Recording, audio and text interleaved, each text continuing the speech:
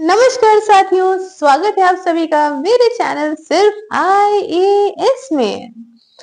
उत्तराखंड की सरकार लेकर आई है UCC that is uniform civil code और उसमें अब उन्होंने कहा है कि जो शादियां होती हैं और जो लिव इन रिलेशनशिप होता है इन दोनों को सेम तरह से ही मान्यता दी जाएगी और लिव इन रिलेशनशिप का भी यहाँ पे रजिस्ट्रेशन कराया जाएगा, नहीं तो आपको जेल के शक्ल देखने को मिल सकती है।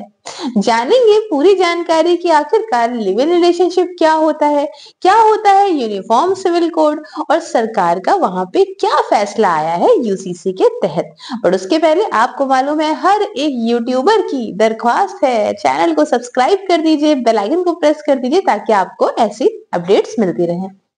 तो साथियों, हर एक न्यूज में आप देख सकते हो ये बात फैली हुई है कि उत्तराखंड की सरकार ने ये नया डिसीजन लाया है और इसके रिगार्डिंग अपने ऑफिशियल्स को ट्रेन करना भी शुरू कर दिया है नए वाले जो यूनिफॉर्म सिविल कोड के रूल्स आएंगे उनको लेके।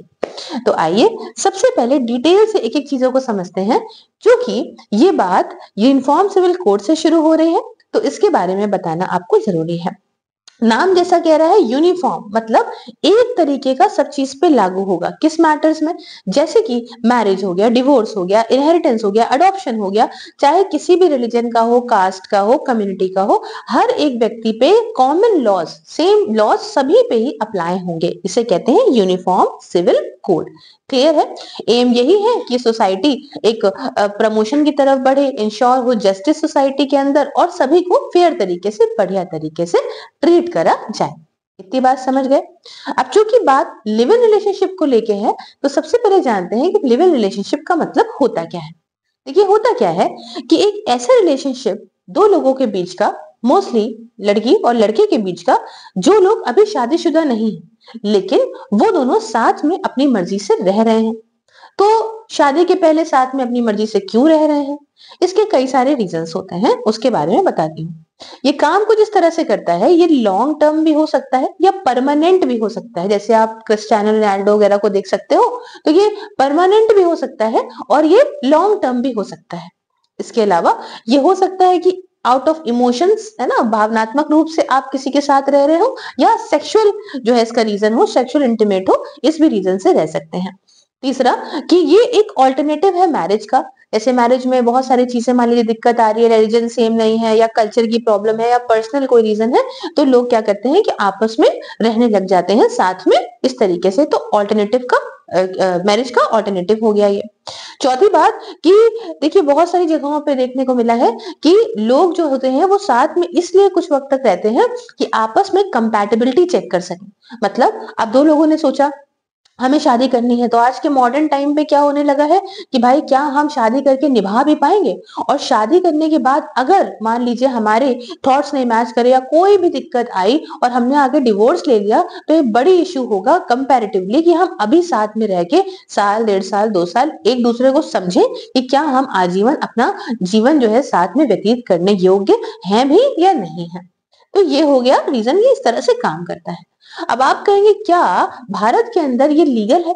तो देखिए भारत के अंदर कोई पर्टिकुलर रूल्स नहीं है इस लिव इन रिलेशनशिप को लेके, लेकिन हाँ कोई लॉज ऐसे नहीं बनाए हैं, लेकिन हाँ ये इलीगल नहीं है। अगर इस रिलेशनशिप के बीच में कोई बच्चा पैदा हो जाता है तो उसे भी कोई इलीगल करार नहीं दिया जाएगा, वो एक लीगल बच्चा होगा, उसको यहाँ पे हर तरीके राइट टू मेंटेनेंस वगैरह प्रोवाइड करा जाएगा।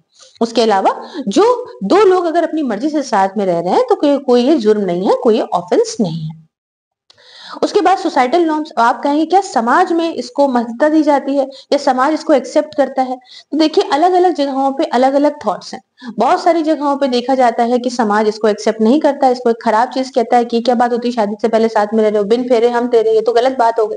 और लेकिन कुछ जगहों पे देखा जाता है कि विमेन के पास भी राइट होता है अपनी मर्जी से रहने का, जहां चाहे वो जो चीज कर सकते हैं। तो साथ में दो एक अडल्ट साथ में रह सकते हैं कि अपनी मर्जी से लाइफ बिता सकते हैं। उनको लगता है कि वो शादी करने चाहते हैं तो करें, अदरवाइज हमें क्या लेना देना कोई अगर साथ में रह रहा है तो ये बात हमने आपको कंप्लीट तरह से बताई कि लिव इन रिलेशनशिप होता क्या है। ठीक है, अब ये जो नए उत्तराखंड के रूल्स आने वाले हैं 26 जनवरी से मोस्ट प्रोबेबली आ जाने की बात हो रही है, तो इसमें क्या सीन है थोड़ा सा हम इस चीज को समझते हैं। देखिए यहाँ पे लिव इन रिलेशनशिप को मैरिजेस की तरह लिया जाएगा। जिस प्रकार से मैरिजेस का रजिस्ट्रेशन होता है उसी प्रकार से इनका भी रजिस्ट्रेशन होगा।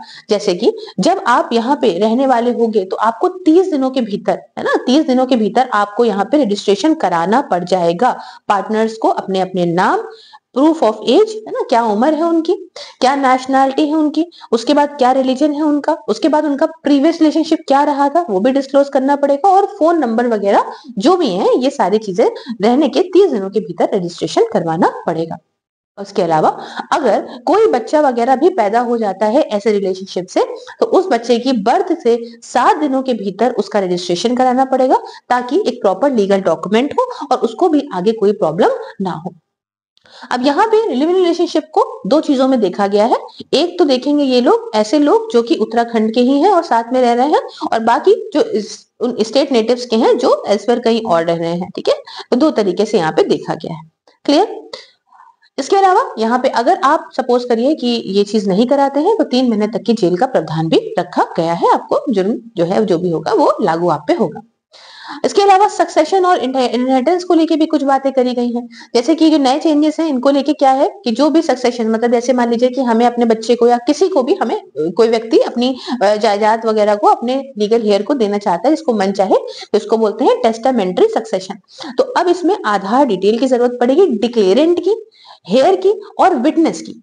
इसके अलावा जो विटनेस है वो अपलोड करेंगे वीडियो रिकॉर्डिंग्स को अपनी खुद की, regardless of the succession declaration, और लीगल हेयर्स वो एक्सप्रेसिवली प्रॉपर तरीके से डिक्लेयर होंगे। कोई भी डिस्प्यूट अगर इस बात को लेके आता है तो इसको ये डेजिग्नेटेड पोर्टल पे डील किया जाएगा। तो ये है पूरी कहानी साथियों उत्तराखंड के नए यूसीसी रूल्स को लेके। आपको क्या लगता है कि ये इनका डिसीजन लिव इन रिलेशनशिप को लेके सही है या गलत है, आप मुझे बताइए। आपसे कोई डिलीट डिसीजन ना हो जाए, इसलिए मैं आपके लिए लेकर आई हूँ वर्चुअल लाइब्रेरी, जिसमें आप जाड़ा गर्मी या हो बरसात किसी भी एग्जाम की प्रिपरेशन कर रहे हो, लेकिन एक डिसिप्लिन्ड एटमॉस्फेयर में सभी बच्चों के साथ बैठ के अपने घर पे पढ़ सकते हैं, जूम पे, सिर्फ 99 रुपीज पर मंथ में। इसके साथ में आप मुझे इसके रिगार्डिंग कॉन्टैक्ट भी कर सकते हैं @9919785532 on WhatsApp and @SIRFIRESSALES on Telegram पे। साथियों आपको ये लेक्चर कैसा लगा आप मुझे कमेंट बॉक्स में बता सकते हो। आप ज्वाइन मेंबरशिप करके मेरे काम में सपोर्ट कर सकते हो, और सभी सोशल मीडिया प्लेटफॉर्म पे मुझे फॉलो कर सकते हो, ताकि आपको ये वीडियोस की जानकारी हर जगह मिले। ये वीडियोस आप फेसबुक पे भी पाएंगे। Thank you so much for watching. मिलती हूँ नेक्स्ट वीडियो में। जय हिंद, जय भारत।